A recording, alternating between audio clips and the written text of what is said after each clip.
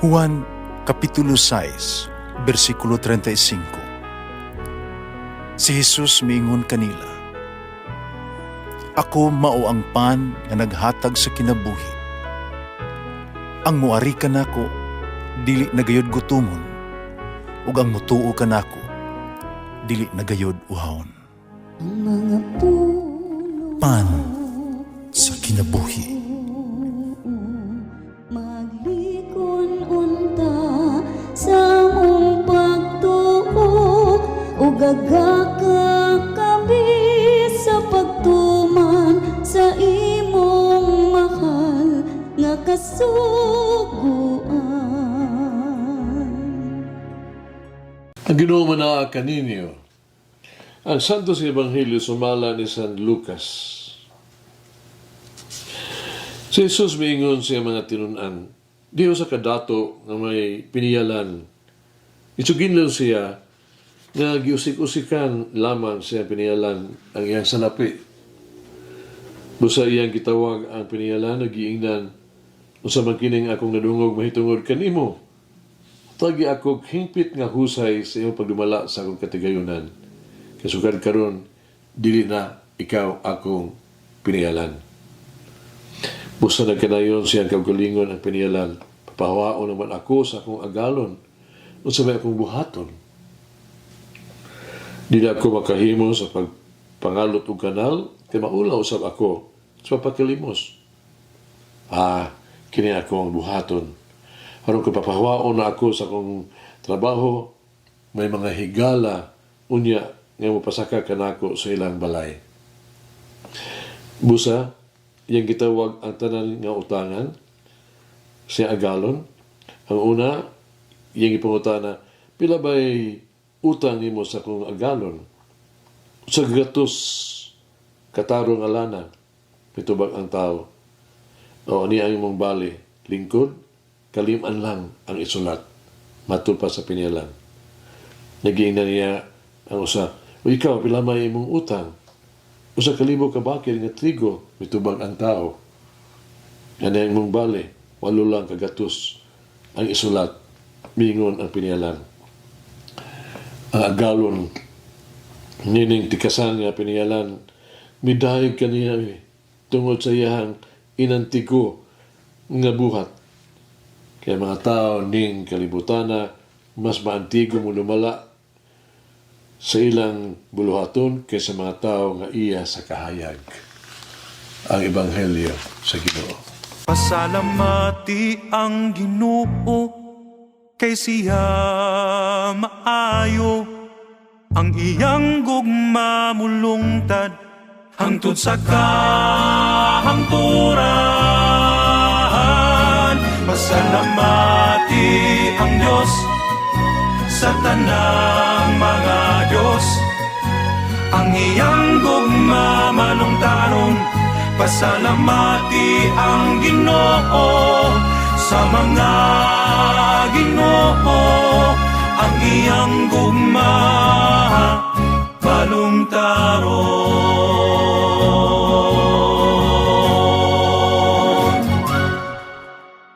Ang Ebanghelyo karon naghisgot mahitungod sa tikasan nga piniyalan. Si Jesus dinhi wala magsugyot nga mga buhat sa piniyalan ang itong sundo na. Si Jesus wala magsulti kanato sa pagsunog sa gibuhat nining piniyalan. Ang piniyalan dili matinud-anon. Ang tagdon mao ang iya noong pagpaningkamot ang iyang kabatid sa paglikay sa maabot nga personal nga katalagman. Sa iyang nagkaduol na nga pagkalagpot sa nga tilibyanan, abti kaay siya, no? Nga ang gipos-usan niya, no? Bidak sa sobra nga bayad, aron masiguro nga maayong kabubuton sa iyang nautangan. Kitunguha sa Ebanghelyo sa pag-ipaabit mao ang kung kita mahimo sa paghimo og dagkong mga sakripisyo alang sa kalibutanon nga mga butang. Nan kita kinahanglan usab nga mohimo og mas dako ug nga mga sakripisyo alang sa atong espirituhanon nga mga butang. Kung kita maningkamot ug mamungahon aron makalikay sa usa ka personal nga krisis, mas maningkamot pa kita aron kita maluwas sa espirituhanon kalaglagan. Pero nasabta na gayod nato ang pagdaig sa agalon sa maabti ka pinialan. Kaya kita mas maningkamot nga makabot nato ang kalagnon nga kaayuhan kaysa kalibutanon nga mga bahandi. Yung kita na balaka pag-ayo sa atong personal nga kaluwasan o kalapusan. Kaya usang kita mabalaka, mas ma-focus kita sa itong espirituhanong pag-uswag. Kaya natong atagan o paningkamot o pagtagad ang giharian sa Diyos labaw pa sa ito ang paghatag sa itong personal nga mga interes ng kalibutanon. Ug ba niini, maangkon usab nato ang mga pagdaig sa itong Ginoong Hesukristo.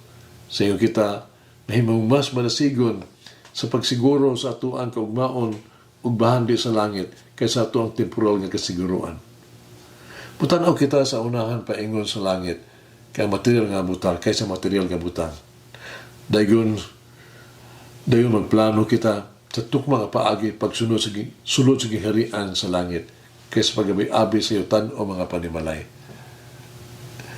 Suladong kini sa kahari, si King Lloyd the 15th.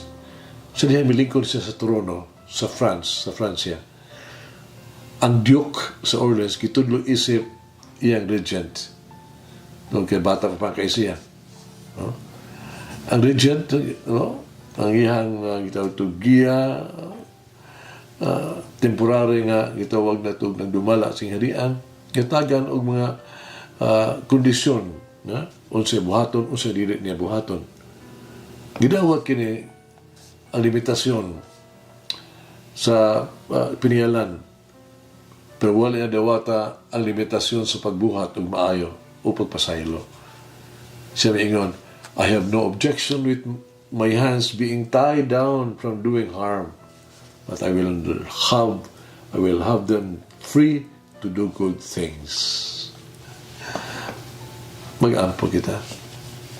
Among minahal nga Ginoong Hesus, may gugmaong Diyos, among mangluluwas, ikaw mo po ang muron. Buutan kaayo ka kanako. Salamat kaayo sa nan mong mga regalo. Obsanon kong mag-ampo alang sa imong giya. O dili, usikan ako ang imuang gihatag kanako. Di ako mag-abuso sa imong kaayo. Dili ko isaliko ang imong mga regalo.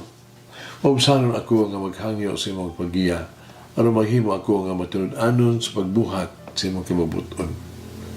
Ako mulihok kalig-on sumala sa imong pamaagi ug unta ako kanunay o bungahon alang kanimo. Amen.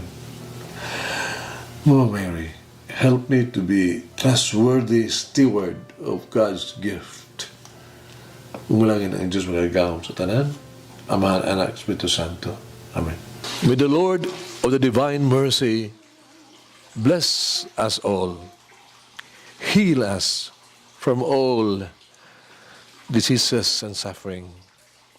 Ayun unta niya kita, tanang mga sakit na sa lawas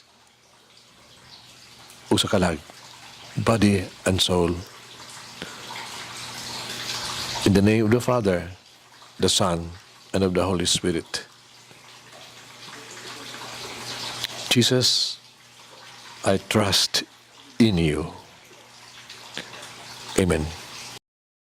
Whoever eats the bread of life will never hunger, says the Lord. Kay galaan inyong nabati ang pagpaambit ug hamubong pamalandong sa pulong sa Dios pinaagi sa tulumanon pan sa kinabuhi nga gidumala ni Monsignor Daddy Silva. Hangtod na usab sa sunod higayon, daghang salamat. The bread of life.